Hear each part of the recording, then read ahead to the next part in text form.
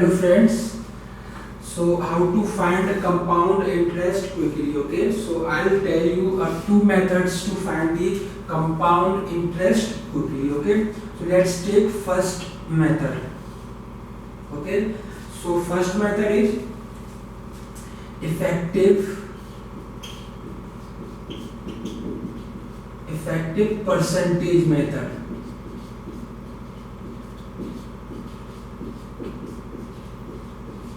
ठीक है, effective percentage method.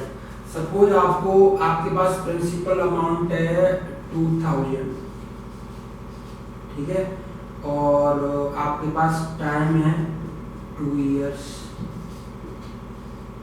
और रेट है आपकी कितनी 10%, ठीक है। तो एक फॉर्मूला होता है इफेक्टिव परसेंटेज का, वो फॉर्मूला क्या है, A plus B plus A B by 100, ठीक है। ये हमारा एक फॉर्मूला है, ठीक है। तो यहाँ पे जो इफेक्टिव परसेंटेज कैसे निकालेंगे कि हमारे पास रेट पहले साल कितना 10%, नेक्स्ट ईयर भी 10%, तो A10 B10 10 बाई 100, ये आ गया 21, तो ये हो गया 21%, ठीक है। अब आपको निकालना है कंपाउंड इंटरेस्ट, तो 21% ऑफ 2000, 21% ऑफ 2000 कितना हो गया 21 मल्टीप्लाई बाई 2000 डिवाइड बाई 100, ये हो गया 420। सो ये आपका कंपाउंड इंटरेस्ट हो गया 420। तो ये होता है इफेक्टिव परसेंटेज मेथड। इसमें आपको फॉर्मूला लगाने की जरूरत नहीं है।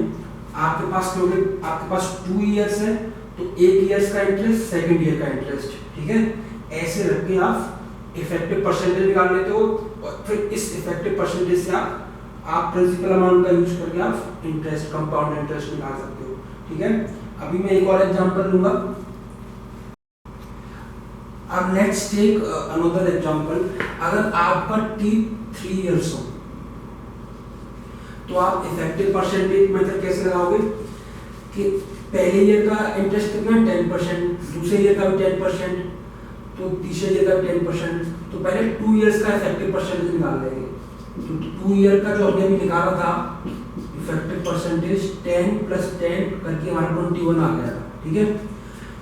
अब 2 साल का 2 इयर्स का हमारा 21% हो गया, थर्ड ईयर का हमारा 10% है, तो इसमें A 21 हो जाएगा और B 10 हो जाएगा, ठीक है। 21/10 बटे 100 कितना हो गया, ये 31 और वो कितना हो गया 2.1, तो ये हो गया 33.1%।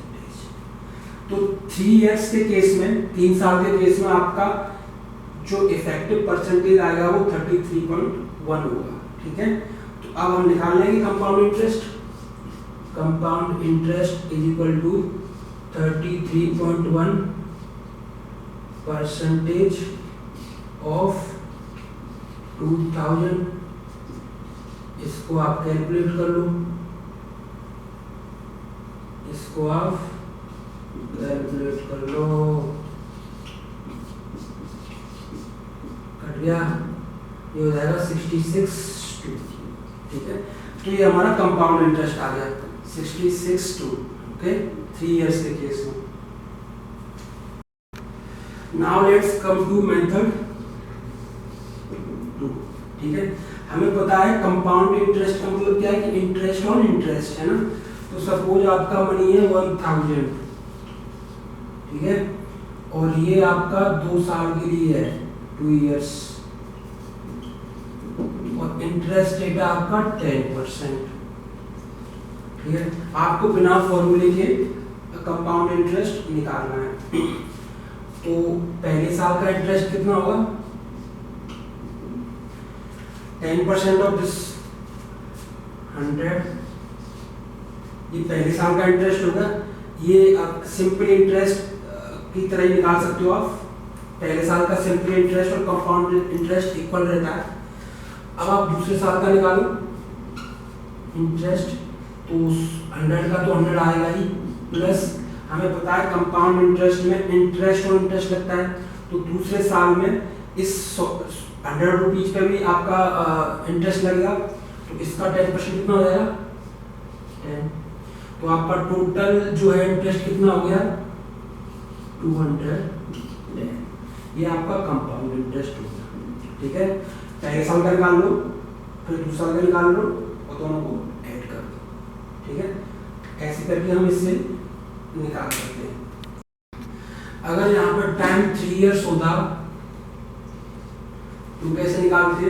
पहले साल का इंटरेस्ट कितना आ गया 10% इसका 100, दूसरे साल का कितना हो गया, ये तो 100 सेम रहेगा, प्लस इंटरेस्ट और इंटरेस्ट ये 10 आ गया, तीसरे साल का इंटरेस्ट कितना होगा, ये 100 तो 100 रहेगा, लेकिन ये पूरा इंटरेस्ट है, इस पूरे पे इंटरेस्ट लगेगा, इस पूरे का इंटरेस्ट कितना हो जाएगा, इसका 10, इसका 10, इसका 1 21, तो ये 3 साल का आपका इंटरेस्ट हो गया। इस सबको ऐड कर दो, ये हो गया 300, ये हो गया 31, तो 330। तो ऐसे करके आप बिना फॉर्मूला यूज करके आप सेपरेटली हर ईयर्स का निकाल के और तीनों को ऐड करके आप कंपाउंड इंटरेस्ट निकाल सकते हो। ये बहुत ही क्विक मेथड है, इसको आप यूज कर सकते हो।